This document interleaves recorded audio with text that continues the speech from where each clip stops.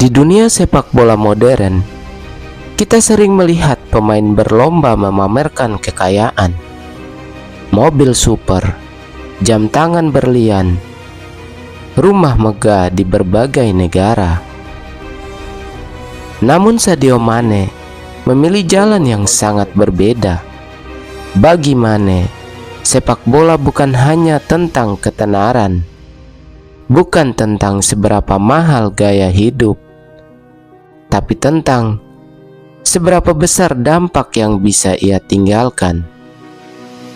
Saat karirnya berada di puncak Eropa, Mane justru kembali menoleh ke tempat asalnya, sebuah desa kecil bernama Bambali di Senegal.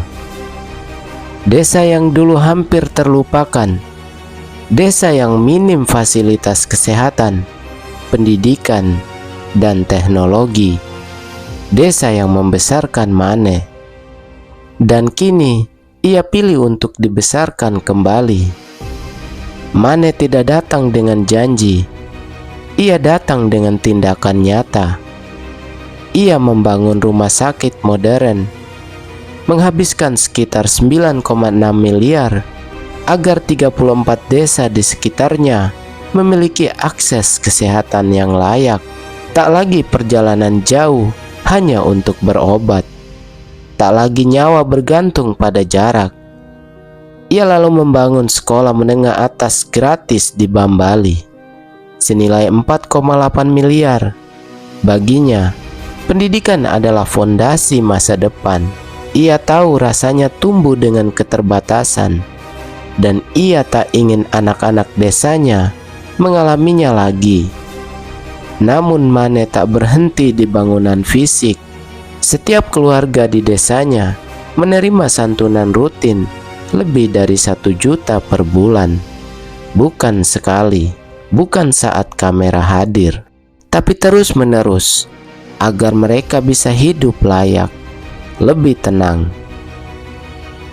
Di era digital, Mane juga memastikan desanya tidak tertinggal. Ia menyediakan akses internet untuk seluruh penduduk. Anak-anak bisa belajar, warga bisa terhubung dengan dunia. Masa depan pun terbuka lebih lebar. Bagi siswa-siswa berprestasi, Mane menyediakan laptop gratis. Karena menurutnya, bakat tak boleh mati hanya karena keterbatasan alat.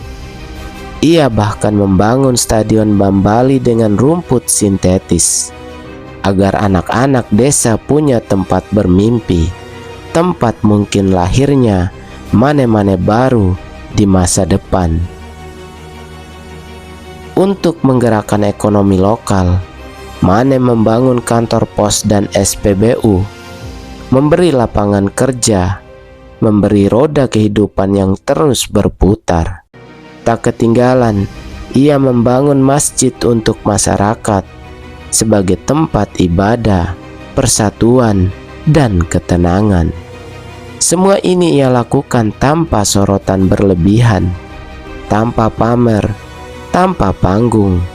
Saat dunia bertanya, mengapa ia tak hidup mewah? Mane menjawab dengan kalimat yang kini mendunia. Mengapa harus saya menginginkan 10 Ferrari, 20 jam tangan berlian, atau 2 pesawat? Saya lebih memilih membangun sekolah dan memberikan makan orang-orang yang tidak mampu. Kata sederhana, tapi maknanya luar biasa. Atas semua kontribusi kemanusiaannya, Sadio Mane menerima Socrates Award, penghargaan dunia untuk kemanusiaan dan nilai-nilai luhur. Namun bagi Mane, penghargaan terbesar bukanlah trofi, bukan medali, melainkan senyum orang-orang di desanya, di lapangan. Sadio Mane adalah bintang dunia.